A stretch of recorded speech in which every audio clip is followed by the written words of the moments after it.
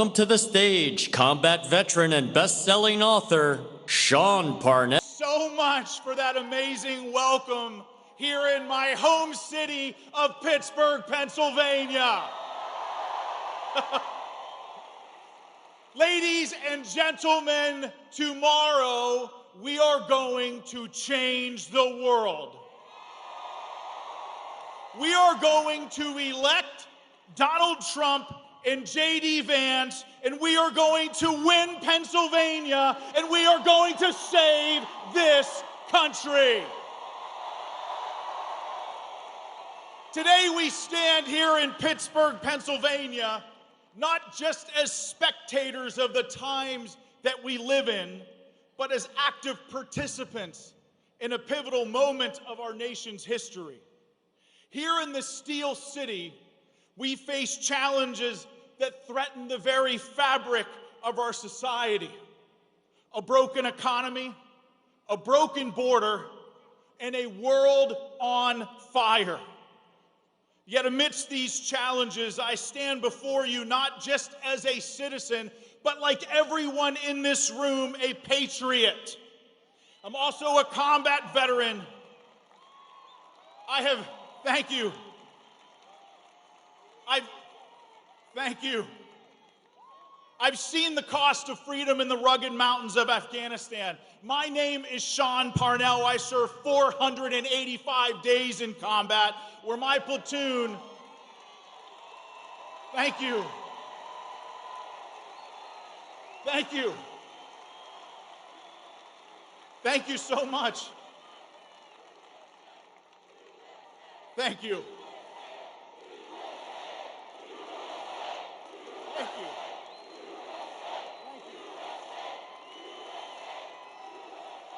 Thank you so much. My platoon faced an 85% casualty rate. Some of my men were wounded twice, some 3 times, and I was wounded as well.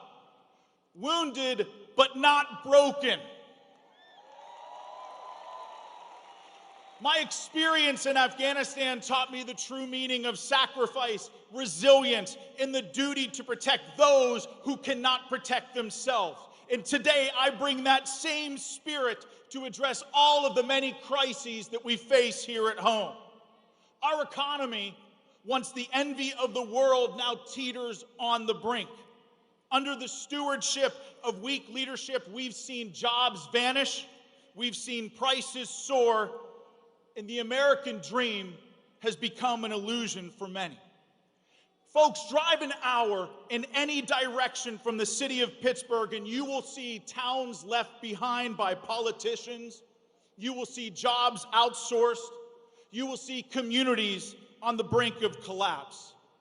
Great cities like Pittsburgh, once thriving with industry, now struggle. But let's be clear, ladies and gentlemen, this isn't just an economy policy failure. It is a betrayal of the American worker. We need bold, fearless leadership to restore our economic vigor, to ensure that every American has the opportunity to thrive, not just survive. And Donald Trump will bring this economy back. Kamala Harris broke it. Donald Trump will fix it. Our southern border,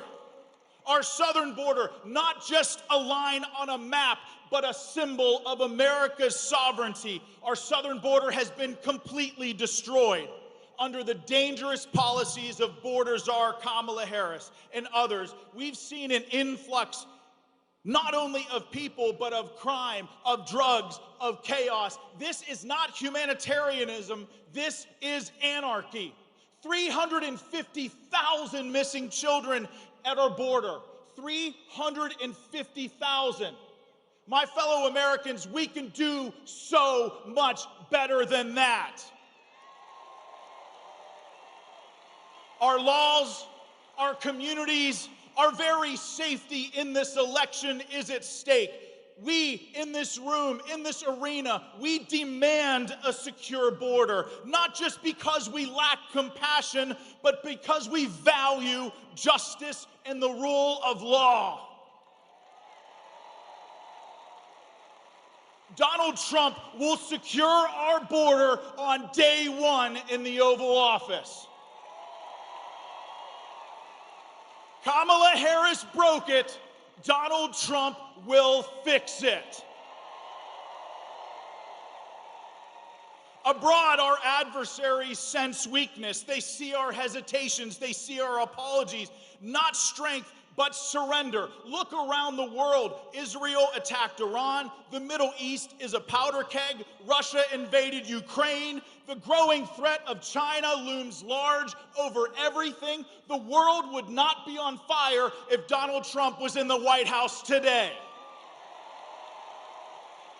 The world needs America. The world needs this country, not as a bystander, but as a beacon. We have to reaffirm our global leadership, not with apologies, but with action, ensuring that America's voice is heard, respected, and guess what? Feared when necessary. My fellow Pennsylvanians, the world needs the leadership of Donald J. Trump. Here in Pittsburgh and across America, we're not just facing crazy, dangerous political figures like Kamala Harris or Governor Tim Walz, who are weak, failed, dangerously liberal, totally out of touch with reality. Now get this, they depose Joe Biden and somehow replace him with someone who is less articulate than Joe Biden. Ronald Reagan once said, "You and I have a rendezvous with destiny. We'll preserve for our children this, the last best hope of man on earth, or we'll sentence them to take the last step into 1,000 years of darkness." Ladies and gentlemen, I believe that he is right. But I also believe that that rendezvous with destiny is tomorrow. Never has America faced such a clear choice. We face a choice between revitalization and decline, between unity and division. We face a choice between strength and weakness, patriotism and despair, a choice between the ruling class and we the people. And folks, the answer to these questions is Donald Trump. With Trump in the White House, we will usher in a new golden age of American prosperity. Do you all believe that we're in a spiritual war for the heart and soul of this country? Ground zero for that fight is right here in America, and that's precisely why I despise the term silent majority. Silence does nothing. Silence in the face of evil is evil itself. And folks, we cannot be silent anymore. My time in the Army was not just a duty, it was a promise to defend America, not just on foreign soil, but right here at home as well. When you raise your right hand to take an oath to volunteer and defend this country against all enemies, foreign and domestic, that oath is lifelong. And I made a promise to those fallen in combat beside me that I will fight with every fiber of my being to heal this economy, to secure our border, and to restore America's standing in the world, to never let America fall.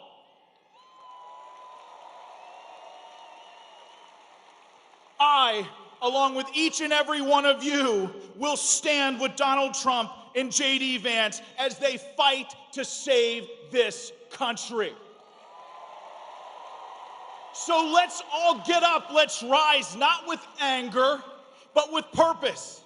Let's remember that America's strength lies not in government or its military alone, but in its people. You all are what make this country exceptional. And united under a common cause, Tomorrow, we are going to fix what is broken here in this country. Not just for today, but for generations to come, to ensure that our children and our children's children inherit a nation that is rich and free with opportunity. So my fellow Pennsylvanians, get out tomorrow and vote like your country and your freedom depends on it.